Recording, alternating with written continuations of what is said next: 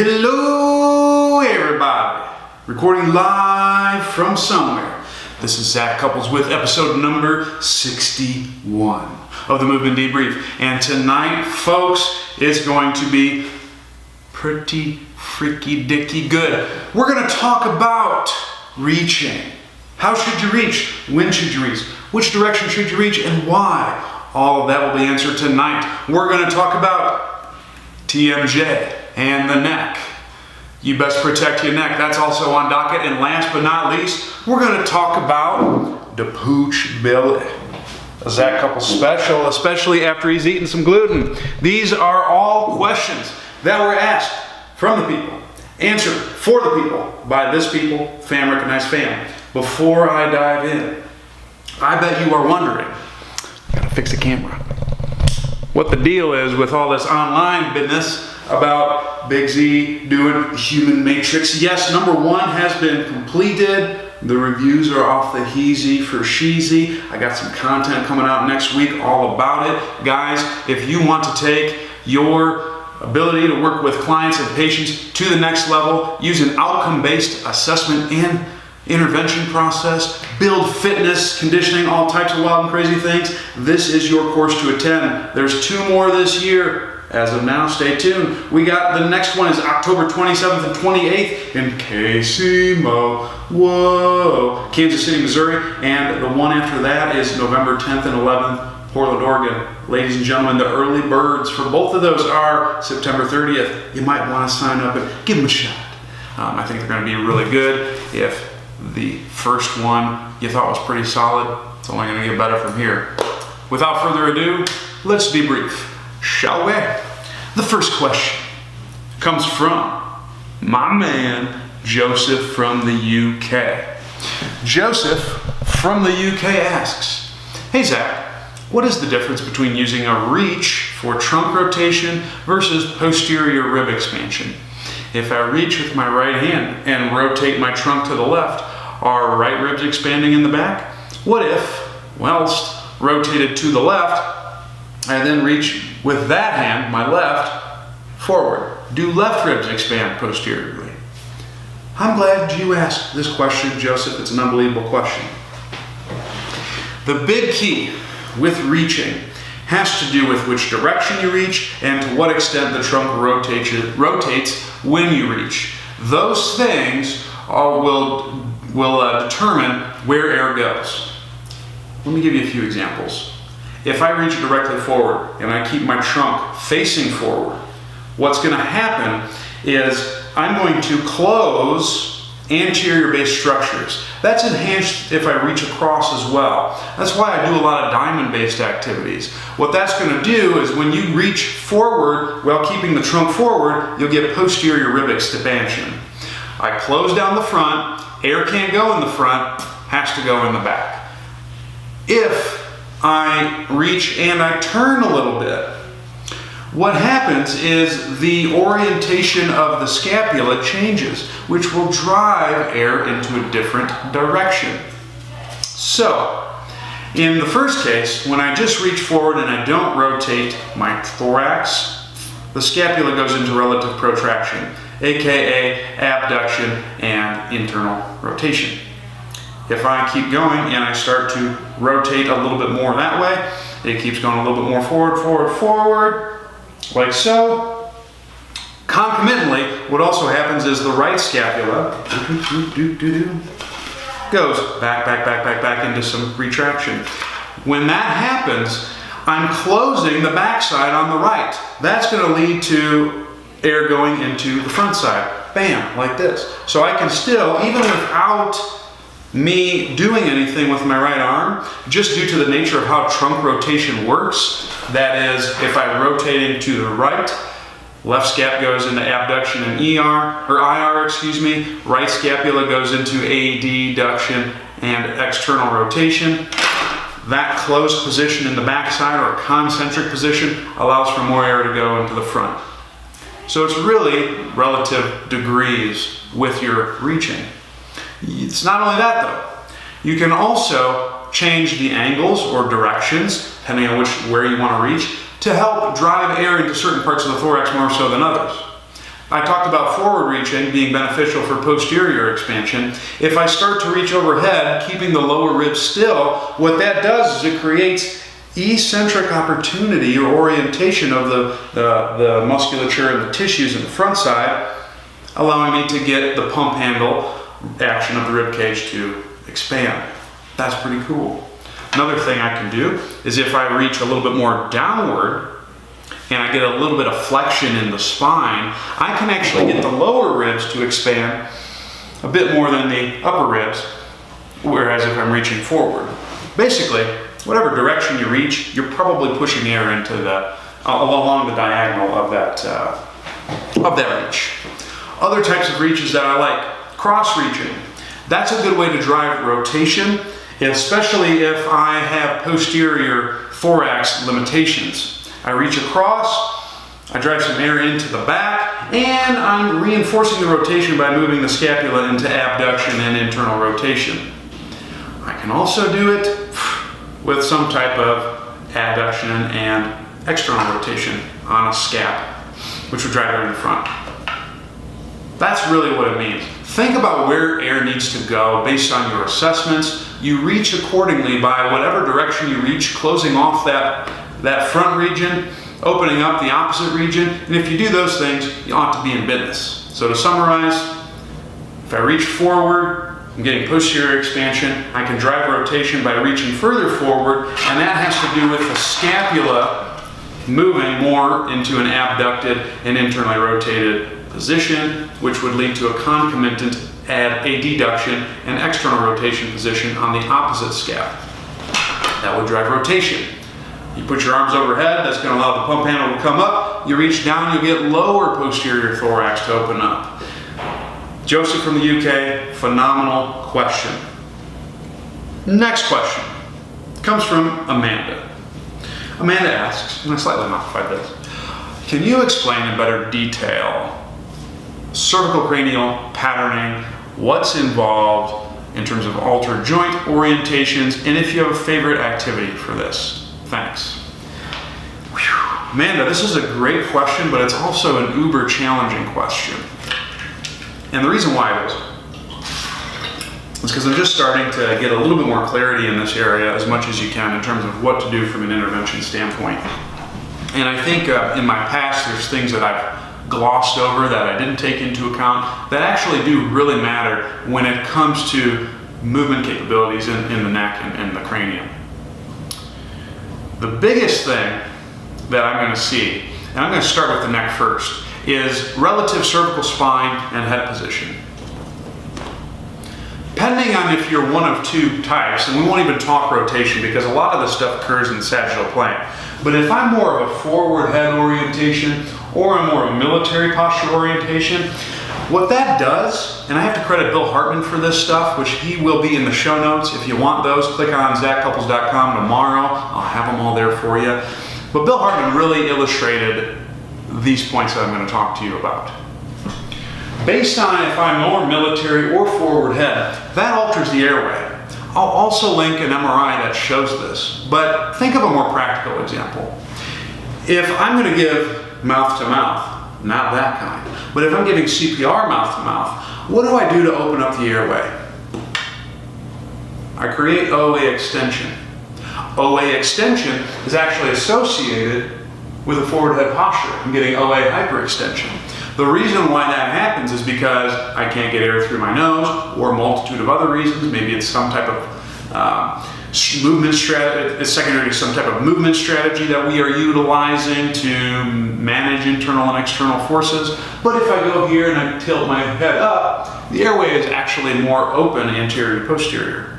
Pretty cool stuff, and you'll see it in the MRI. On the flip side, if I close and I go into more of a military-based posture, the airway closes a bit more in the anterior and posterior directions. This can have implications for how we manage air pressure and all types of wild and crazy things. And the musculature in the bone that we've been glossing over this whole time, which is incredibly important. So the thing that we've been glossing over, first and foremost, is the hyoid bone. There's tons of musculature that connects the the rib cage to the hyoid bone, and then the hyoid bone to the TMJ. Not only that, but it also connects to the scapula. There's lots of stuff around here that we are glossing over that is incredibly important when we're talking about neck and temporomandibular joint motion. In terms of those two positions, forward head versus military posture, if I go into a forward head position, the hyoid drops down because I get increased concentric orientation of infrahyoid muscles and I have eccentric orientation of suprahyoid. For the military, flip-flop it. Suprahyoid musculature, concentrically oriented. Infrahyoid musculature, eccentrically oriented. Pretty cool stuff, right? How do you test this on your people? The big test for me, if you want to know if someone is more hyoid up or hyoid down, is cervical extension. In some people, if you tilt the head up and it doesn't go that far, have them open their mouth. A lot of times it will go way further. What that indicates is the hyoid is actually elevated. What you did is, I can't get any further. What I'll do is I'll put the suprahyoid muscles on slack by opening my mouth, and it allows cervical extension to go way further. Addressing the hyoid orientation as well as what the neck is doing a lot of times cleans up stuff when we start going upstairs. Here's why. As I go into that forward head position, what can happen is the mandible, because the OA is extended, I'm getting sphenobasilar flexion. I'll link a video in this to the show notes. And when I get sphenobasilar flexion, I also get the mandible to drive forward into protrusion. It has to do with the mechanics of the joint. So this, when that happens, we can see that there's an alteration in TMJ mechanics. If I'm this, it's flip-flopped. The mandible is a little bit more retruded in a lot of these people. When I'm in the military posture, I have OA flexion, and I have sphenobasilar, which would be the sphenoid into a relative orientation of extension. The fix. First, from a movement specialist standpoint, is this, addressing the hyoid's orientation. Very simple. If I am someone who's got an elevated hyoid, and this is usually the problem child, if anything, but if I'm someone who has an elevated hyoid, the simple thing is to cue people to go chin up. A lot of times when people are reaching and they get a lot of trap tension, if you cue this and maybe get a few pillows underneath their head, a lot of times that cleans that up. Because what you're doing is you're putting all of the hyoid musculature in an eccentric orientation, which should allow for a little bit more freedom of neck motion, because you are altering hyoid position, cervical spine position, and temporomandibular joint position. You want to kick it up a notch? Throw some mandibular protrusion with that. You ought to be in business. If I am the reverse of that, forward head posture, no, it's not chin tucks and all that jazz. All you need to do is just cue slight chin down. A lot of times that's enough. If you're really concerned, go ahead and swallow. That can also make a difference. Those are really some of the big keys to consider when we're talking about the hyoid orientation. And that's just sagittal plane. I'm not going to really get into rotational stuff, because I think if you address a lot of that, the rotational stuff oftentimes will clear up. Get this first, then you can rotate maybe in a direction that's limited. Try that. Another thing, before I start climbing up here, and I'm not going to go too far into the cranium, but before you even think about hyoid stuff, make sure you're addressing everything below the spine. So making sure the rib cage is in a good orientation. When you are doing some of the breathing activities that I have on my YouTube channel as an example, make sure that you're addressing movement limitations that are in the arms and the legs. This can oftentimes clear up a lot of this stuff. Because what your job is as a movement professional is to take care of everything you can, we'll say even including the TMJ, but from the neck down, to get as many movement options restored as possible. Because as we start climbing up higher, a lot of times that can be with or outside of our scope of practice, in the sense that you might need a dentist for some of these people. But I find that if you do the OA stuff, it is very, very rare.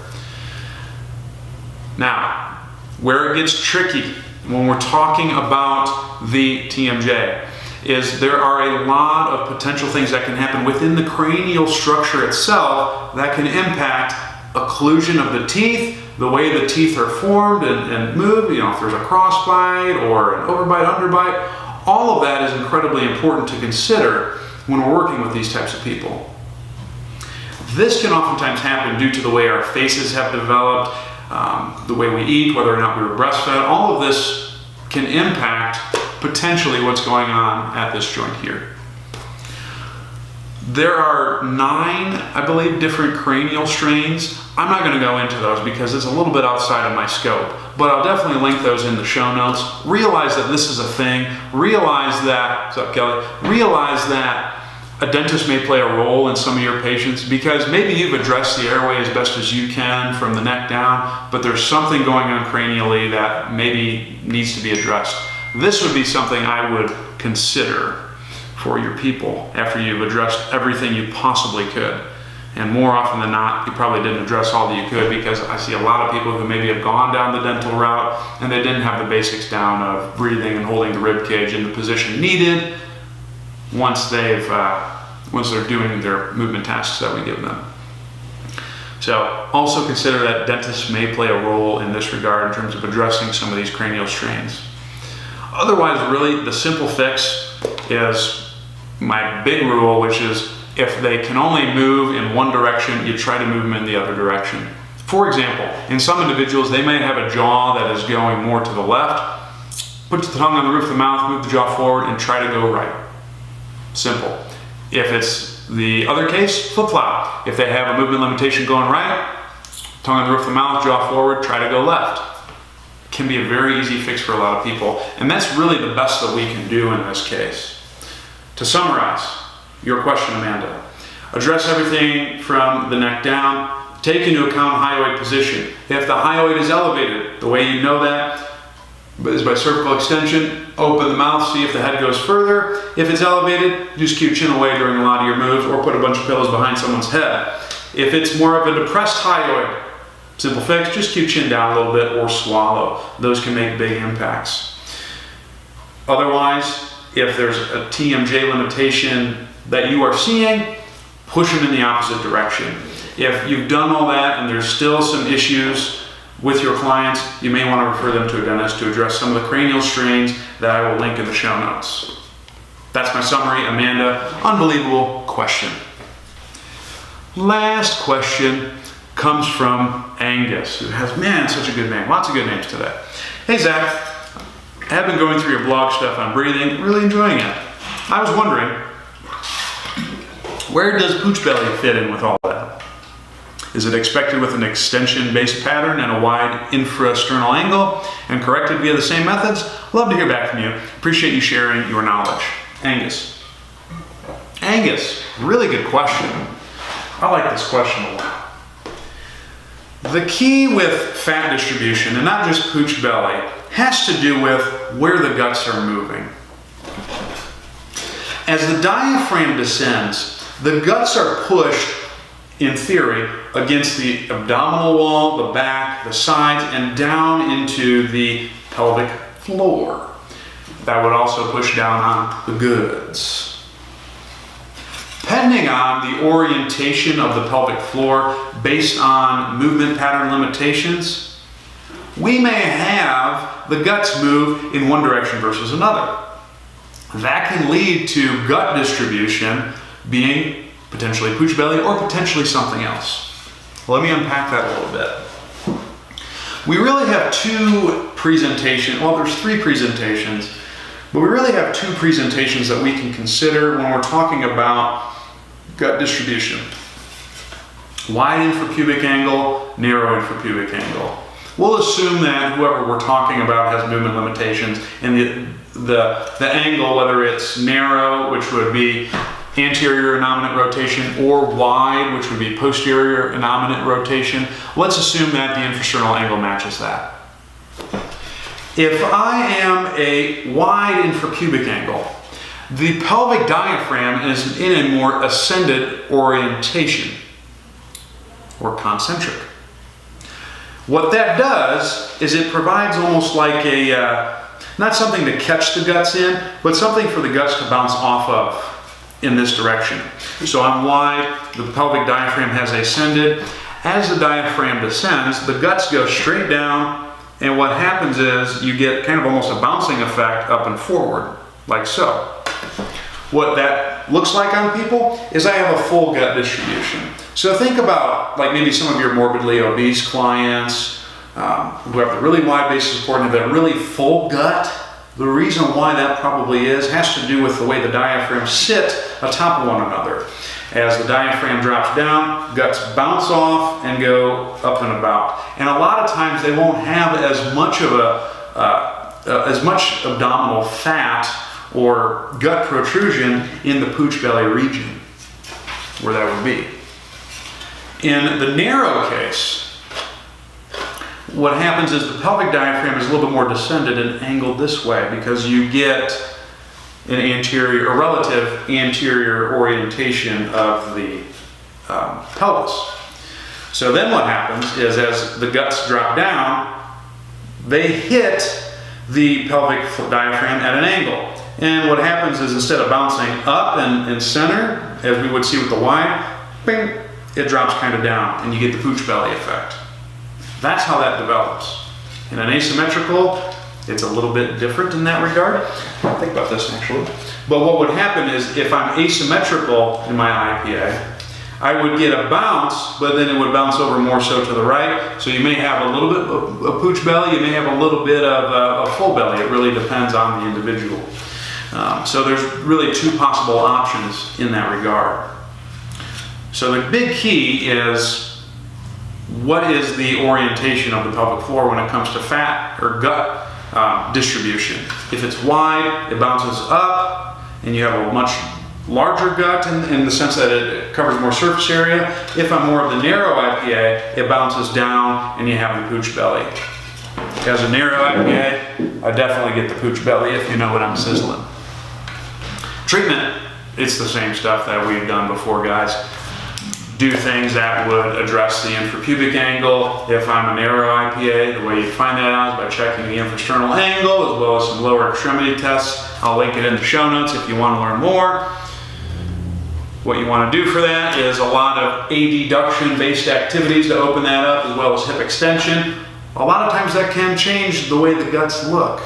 If I am the wide, I'm doing the reverse. I'm not emphasizing adduction, but I am trying to posteriorly rotate the pelvis, or posteriorly orient, I should say, the pelvis, making sure I'm getting balanced hamstring and glute max activity to normalize this angle. If you do those things, your belly ought to be gone, at least from a mechanical standpoint.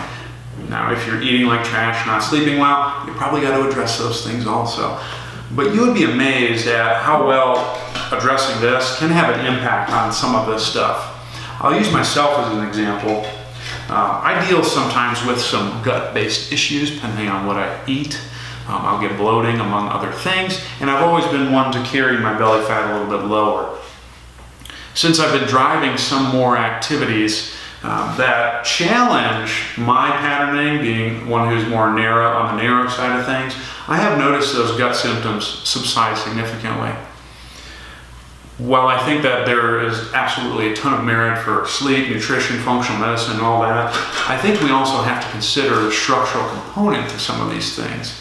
I think as I dive into those realms a little bit more, maybe I'll have a little bit more information of what that looks like. But to summarize this point, wide IPA, infrapubic angle, the fat carry is much larger, less around the pelvic region. In the narrow, it's more pooch belly type stuff. You want to do things to normalize the infrapubic angle. And if you do those things, Angus, you ought to be in business. And I think that's a good stopping point for us tonight. I want to thank all of you beautiful, sexy, outstanding people for tuning in. If you want to learn more, here's where you can find me. First, go to zachcouples.com. What I want you to do while you're there is sign up for my newsletter. You're going to get a bunch of cool stuff. You'll get almost, I think, 4.5 hours of me talking about breathing, about pain, about all types of wild and crazy things. Hang on, I'm reading Laura P. You may lower P, but I would have someone check you or check your rib cage if you got an asymmetrical angle. But subscribe to my newsletter. You're going to get about 4.5 hours of me talking, 50 pages of notes, a free acute to chronic workload calculator, and you're going to get goodies from me every Friday.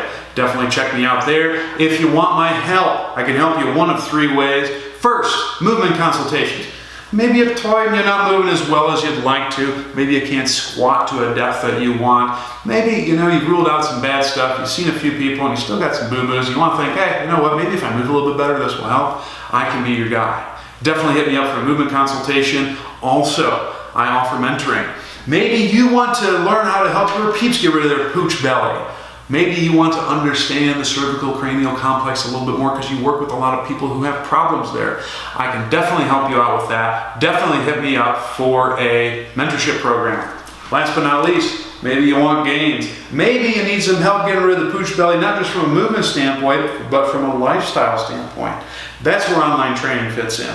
What we'll do is I'll design you a monthly program based off of a movement assessment that we do. We'll discuss how the program is going on a week-to-week basis. I can help you with sleep. I can help you with some nutritional recommendations. I can help you reach your goals. Definitely hit me up for online training. The other places to find me, iTunes and Stitcher. Search the Zach Couples Show. Because guess what, folks? There's 60 other debriefs. Maybe you don't want to look at me for all 60 and you just want to take me for a ride. I would. Man, Jason, I'm looking forward to it too. So look up at the Zach Couples Show on iTunes or Stitcher. Please write a review. We need the fam to grow even larger than they already are. Also, social media. I'm on Facebook. /Z Couples. I'm on that Instagram, baby. Zach, Z-A-C, Couples, C-U-P-P-L-E-S. And the last place you can find me, actually there's 2 places. I'm on Twitter. The handle is @ZCouples. And search for me on YouTube as well. Just search Zach Couples, you ought to find me. Thank you guys so much for tuning in. It's been a wonderful, phenomenal debrief with you beautiful, sexy, outstanding people. I want you to keep it real, but not to the extent where things go wrong. Stay hungry, stay learning, stay moving, and I'll see you next time. Deuces.